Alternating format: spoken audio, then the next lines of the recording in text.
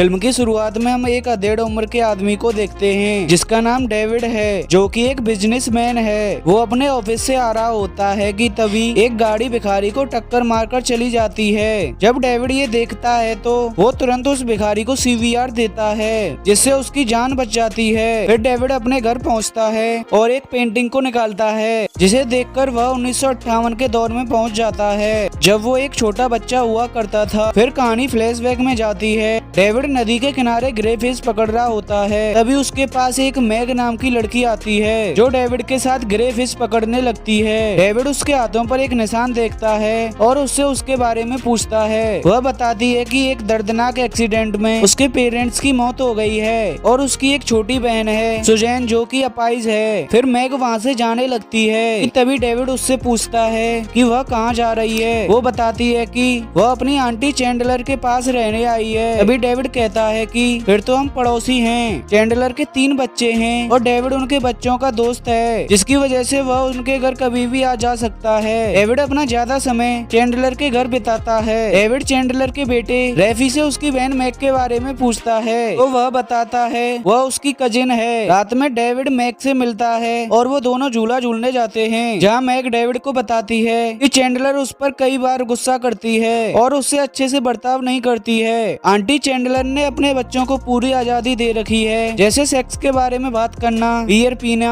Etcetera. तभी mag के cousin रात को पेड़ पर चढ़कर मैग को कपड़े बदलते देख लेते हैं। अगले दिन जब डेविड मैग के घर जाता है तो वह देखता है कि तीनों भाई मैग को गुदगुदी कर रहे हैं। तभी रैफी मैग के भूप से दबा देता है तो मैग उसे थप्पड़ मारकर वहाँ से चली जाती है। चैंडलर वहाँ आती है और वह मैग की बहन की फ्रॉक ऊपर कर उसे स्टिक से मारने लगती है।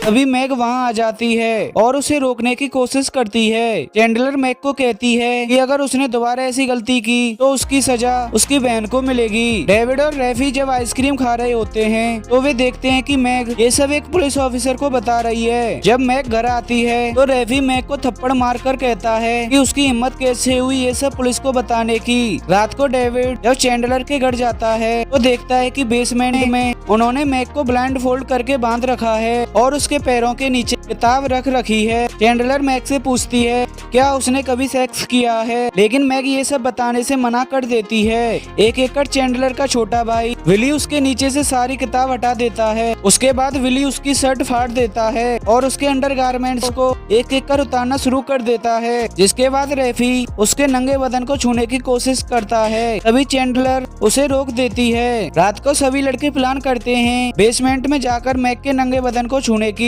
वो नीचे जाते हैं और विली पानी के बदले मैग का शरीर छूने को कहता है। मैग हाँ कर देती है, लेकिन पानी पीने के बाद मैग मना कर देती है। मैग कहती है अगर उसने उसे छुआ तो मैग चिल्ला देगी। डेविड ये सब अत्याचार देख रहा होता है, लेकिन वह कुछ कर नहीं पाता है। अगले दिन डेविड चैंडलर के घर जाता है और पड़ोस के बाकी बच्चे भी वहाँ होते हैं। चैंडलर अपने बेटे विली से मैग का रेप करवा रही होती है। उसके बाद चैंडलर एक पेन को गर्म करके मैग के पेट पर कुछ लिखती है और कहती है मैग एक वेश्या है। जिसके बाद चैंडलर एक बंडल लेती है और मैग का प्राइवेट पार्ट जलाना शुरू कर देती है। डेविड को ये देखकर बहुत गुस्सा आता है और चैंडलर डेविड और मैग को उसकी बहन के साथ बेसमेंट में बंद कर देती है। इसके बाद डेविड बेसमेंट में पड़ी रुई को जला देता है, जिससे कि धुआं हो जाता है, जिसे देख पुलिस अंदर आ जाती है और चैंडलर और उसके बच्चों को पकड़ लेती है। डेविड रोते हुए मैग के पास जाकर सोता है और मैग उससे कहती है काश ये सब एक सपना होता।